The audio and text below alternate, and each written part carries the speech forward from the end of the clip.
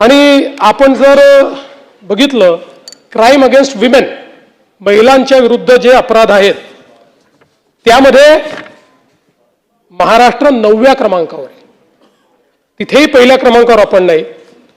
Crime against children म्हणजे लहान बालकांच्या विरुद्धचे गुन्हे, यातही महाराष्ट्र 7व्या क्रमांकावर आहे, इथेही पहिल्या क्रमांकावर नाही. त्यामुळे मला असं वाटतं आपण जर बघितलं तर याच्यामध्ये जे काही रेपचे गुन्हे आहेत त्याच्यामध्ये महाराष्ट्र 17व्या क्रमांकावर आहे, 17. आणि मायनरच्या संदर्भात 15व्या क्रमांकावर महाराष्ट्र आहे. म्हणून मला असं वाटतं की या ठिकाणी जणू काही महाराष्ट्रामध्ये असं एकही घटना झाली तर त्याचं समर्थन नाही करतायत. पण हे पण लक्षात घेतलं पाहिजे की इतर राज्यांच्या तुलनेमध्ये महाराष्ट्र आजही अधिक सुरक्षित आहे. महाराष्ट्र आजही कायदा पाळणारा अशा प्रकारचा आपला महाराष्ट्र आहे.